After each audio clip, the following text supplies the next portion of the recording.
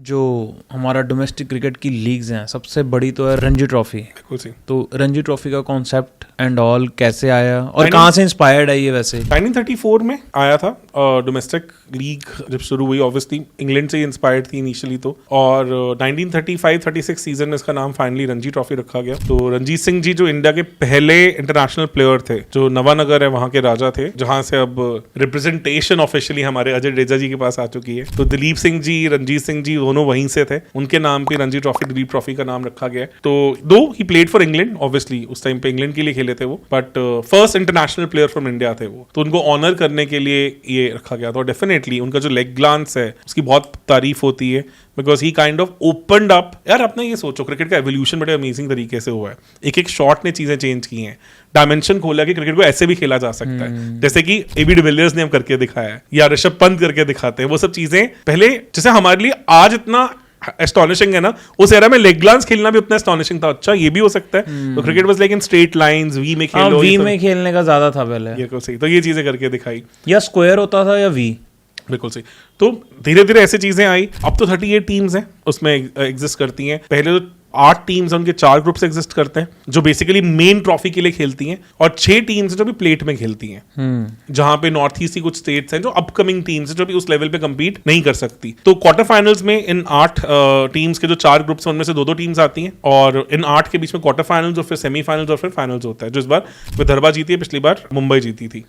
तो मुंबई 42 टाइम्स जीत चुकी है और सबसे सक्सेसफुल है। और वहीं पे प्लेट के अंदर वो 6 में से 4 टीम्स पहुंचती सेमीफाइनल में, और फिर उनका फाइनल होता है। फाइनली फिर वहां पे प्लेट ट्रॉफी मिल जाती है। प्रॉब्लम अब इसमें भी क्या आ जाता है, एक तो ये भी अपने आप में बहुत बड़ा कंसर्न है कि 38 टीम्स के बीच में मैचेस एंड ऑल रफली 3 महीने की विंडो मिलती है आपको सारी। तो स्प्लिट पार्ट में होती है जनरली। पहले अक्टूबर के राउंड शुरू होता है, फिर बीच में स्मैट और विजय हजारे आ जाता है, और फिर बाद में फाइनली दोबारा रणजी खत्म होता है। वहां पे आप सोचो कि 38 टीम्स के बीच में जब टीम्स बढ़ जाती हैं, ऑस्ट्रेलिया में 6 हैं, सिर्फ 6 काउंटी टीम्स हैं, New South Wales, West Australia, ये सब मिला के विक्टोरिया, ये सब चीजें, यहाँ पे 38 हैं। तो can you even make sure the quality of the cricket? Not अब हमें दिखता है कि उर्विल पटेल ने फास्टेस्ट 100 स्कोर कर दिया, किसके अगेंस्ट? या आशुतोष ने किया था, किसके अगेंस्ट? अरुणाचल, जो क्रिकेट में प्लेट खेलता है, जो भी रिसेंटली खेलता है, उसका लेवल ऑफ बॉलर्स क्वालिटी कितना फर्क है। तो दिखने में लग रहा होता है कि यार मिजोरम के इस प्लेयर को क्यों नहीं चांस मिल रहा, पर अब ये भी तो देखो किस ऑपोजिशन के अगेंस्ट वो खेल रहा है। तो सारे काफी सारे कंसर्न्स है। तो शायद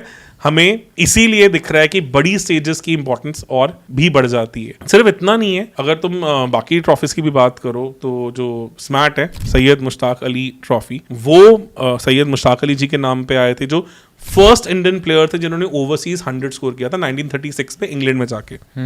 तो लेफ्ट आर्म फिंगर स्पिनर थे, राइटी खेले हैं, फर्स्ट क्लास का बहुत तगड़ा रिकॉर्ड है, 13,000 से ऊपर उनके रन है, इंडिया के लिए 11 टेस्ट मैचेस खेल चुके हैं। तो उनको ऑनर करने के लिए इस ट्रॉफी का नाम आया था। प्रोडिजी थे, child prodigy, because CK Naidu ने उनको 13 साल की एज में आइडेंटिफाई किया था। और CK Naidu was a big pattern of, हमेशा महाराज थे नवानगर के, जिन्होंने ऑब्वियसली क्रिकेट को पुश किया।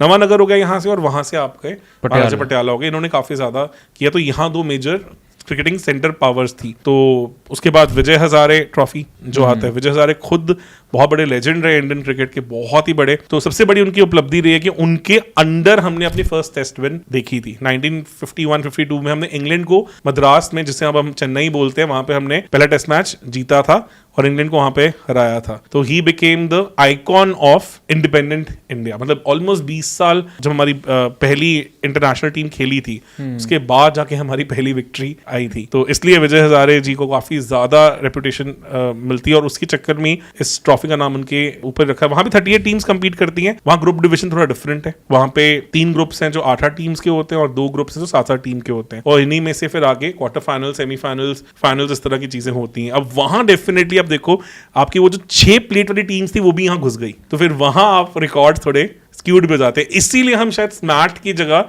आईपीएल को, व्हाइट बॉल क्रिकेट का ज्यादा बड़ा प्लेटफॉर्म भी देखते हो, कि वहां पे कंपटीशन, एक तो 10 टीमें हैं, इंटरनेशनल प्लेयर्स भी हैं, तो वो ज्यादा रिजिड और ज्यादा बढ़िया भी है। तो ये सारे कंसर्न्स हैं जिसके चलते कहीं ना कहीं थोड़े आई बॉल्स निकले हैं। इसके अलावा और भी ट्रॉफीज हैं प्रोमिनेंट, जैसे दिलीप ट्रॉफी है, दिलीप सिंह जी के नाम पे आया था, इसको बीच में बॉलिश भी कर दिया था, फिर दोबारा री इंट्रोड्यूस किया है।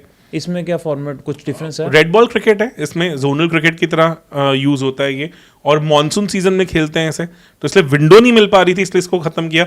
ईरानी ट्रॉफी होता है कि जो रणजी ट्रॉफी जीतते हैं उनके साथ रेस्ट ऑफ इंडिया का मैच होता है। ओके, तो दैट इज ईरानी, एक मैच होता है, एक मैच होता है उसके अंदर, वो तो मैनेजेबल है, मैनेजेबल है। तो वो और रेस्ट ऑफ इंडिया जो होती है वो जो बेस्ट प्लेयर्स चुने जाते हैं बाकी आईपीएल टीम बाकी रणजी टीम्स वो होते हैं बिल्कुल सही। और एक देओदर ट्रॉफी वो भी इसी तरह से मतलब वो भी pretty much on the fringes रही है, मतलब बीच उसको भी बहुत ज्यादा अब थोड़ा टेम डाउन कर दिया, इतनी ज्यादा उसकी वैल्यू अब रही नहीं है। इसके अलावा और पहले भी कुछ और होती थी, क्योंकि पहले टूर्स इंडिया के इतने कम तो होते थे। अगर आप देखो तो पहले चैलेंजर ट्रॉफी थी जहां पे India red, India green, India blue वो सब होता रहता था।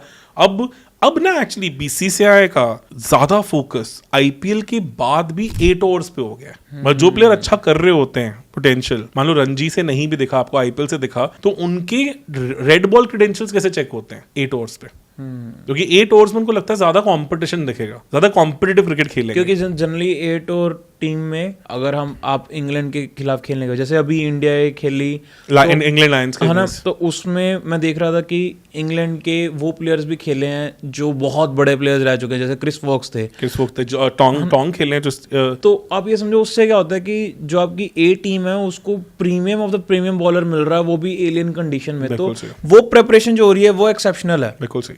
तो इसलिए, और अभी तो कोविड ने थोड़ा बहुत 8 ओवर्स को लिमिट किया, अदरवाइज उससे पहले तो 8 ओवर्स की फ्रीक्वेंसी भी बहुत ज्यादा थी। जब द्रविड़ क्या कहते हैं एक वो थे, कोच थे, बिल्कुल सही, द्रविड़ ने तो बहुत ज्यादा इंपैक्ट दिया 8 ओवर्स के ऊपर। तो अब ये सोचो कि आपको अब बीइंग बीसीसीआई इतना बड़ा मतलब एडवांटेज है कि you can organise these 8 overs, you can give your players the bestest of exposures. तो फिर अगर आप वहां से प्लेयर चूज कर सकते हो, देखो सिराज का मुझे अच्छे से याद है, he was very consistent in all these 8 overs, he kept on pushing the door through these 8 overs for good 2-3 years, तब जाके उनको मौका मिला। तो ऐसा नहीं है कि आपके पास डोमेस्टिक के सिवा इकोसिस्टम एग्जिस्ट नहीं करता जहां से रेड बॉल क्रिकेट भी हाईलाइट होता है। वैसे ऑब्वियसली ये पॉडकास्ट में बात नहीं करनी चाहिए, पर कभी कभी ऐसा भी फील होता है कि कोई 8 ओवर पे भी बहुत अच्छा कर रहा है तब भी मौका नहीं मिल रहा, जैसे अंशुल कंबोज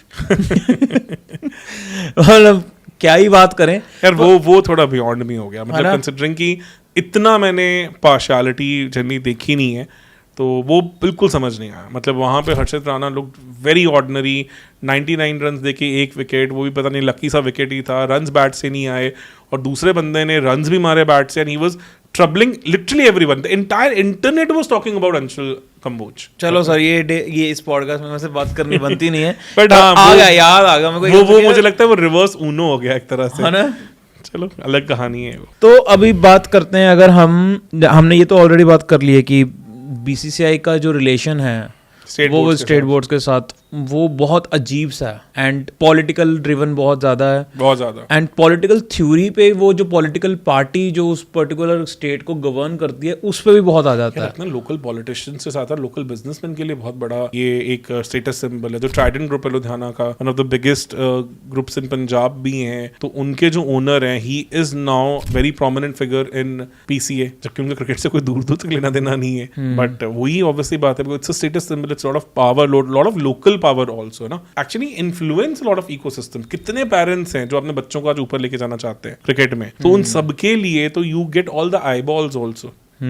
तो it's not about the funds, obviously it's about the power at the end of the day. So politicians want to control because that can be a bargain also to influence certain communities, micro communities, to attract some votes towards them. That is the whole reason why this fiasco happened, jahan pe jo Karnataka ki government hai, they wanted to take all the limelight from that RCB win, और उसके चलते उसमें भी chief minister और deputy chief minister were not on the same page, तो अलग अलग रैलियां करवाने की उन्होंने कोशिश की, एक ने विधानसभा के पास करवा दिया, एक ने स्टेडियम में करवा दिया। अब ये 38 टीम्स हैं, तो 38 बोर्ड्स हैं या क्या सीन है यार? आप ये सोचो, एक और बड़ी प्रॉब्लम आई थी इसमें भी, आपने बड़ा अच्छा क्वेश्चन पूछा। इंडिया में जितनी स्टेट्स में से ज्यादा बोर्ड्स हैं, तो कई स्टेट्स के तो मल्टीपल बोर्ड रिप्रेजेंटेशंस भी हैं। जैसे अगर हम महाराष्ट्र की बात करें तो विदर्भा भी है, एक मुंबई क्रिकेट एसोसिएशन भी है, और एक महाराष्ट्र क्रिकेट एसोसिएशन भी है। तो जब लोधा कमेटी बनी थी 2015 में, तो वहां उन्होंने ये कहा, आप अगर एक स्टेट से हो तो आपकी एक ही वोट काउंट होगी, they all have to come to the same page, it cannot be, फिर तो आपकी मोनोपोली हो गई ना। जिसकी ज्यादा बोर्ड, पंजाब के कितने हैं? 2 हो गए ना, चंडीगढ़ और एक पटियाला, पंजाब और चंडीगढ़ 2 हो गए ना। इवन वहां सौराष्ट्र और गुजरात।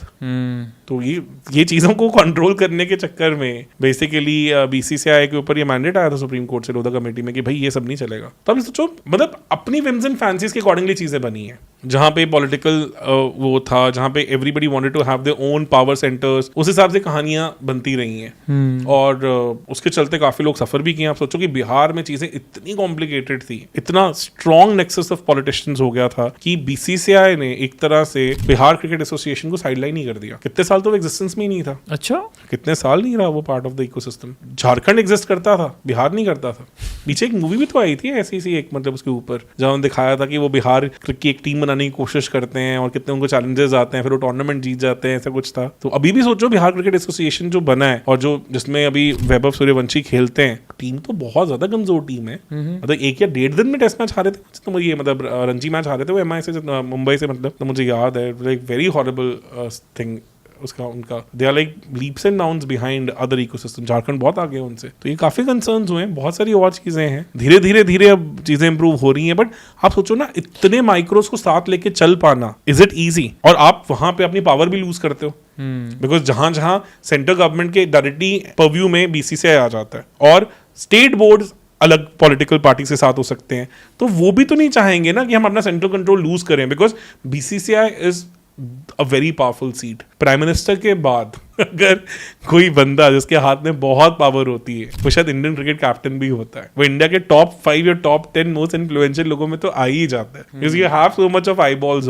On yourself. हाँ, विराट कोहली रिसेंट टाइम में वो एग्जांपल रहे डेफिनेटली कि वो इतने बड़े हो गए थे कि मतलब अब यही प्लानिंग की गई कि इनको कैसे नीचे कैसे उतारे, क्योंकि एक टाइम पे ऐसे लग रहा था कि ये ही एमसीसी बन जाएंगे। Virat Kohli can be equal to MCC. हाँ, वैसी बातें होने लग गई थी। बिल्कुल सही है, मोनोपोली थी उनकी। आई थिंक वो जब 2021 सीरीज में जब वो बुक लॉन्च इवेंट पे चले गए against the mandate of BCCI, that was like it कि बस भाई ये तो ज्यादा हो गया कि मतलब इतना क्रिटिकल चीज। उसका प्रॉब्लम क्या थी, उससे जस्ट आगे आपका आईपीएल था। IPL is such a important event, तो वहां उनको फील हुआ आईपीएल क्यों डिफरेंट है। नेक्स्ट सेक्शन पे आते हैं इसी पे, आईपीएल क्यों डिफरेंट है। हाँ, आईपीएल में मुझे एक बात बताओ कि अभी तक अगर आप एक बिजनेसमैन हो, do you even want to have too much control over things? आप क्या चाहोगे कि मेरी फ्रेंचाइजी एटलीस्ट पहले पैसा कमाने जितनी हो जाए? तो कुछ 17-18 years in a very autocratic way BCCI could run the entire show. अब वो पावर डायनामिक्स भी चेंज होनी शुरू हुई है। क्यों?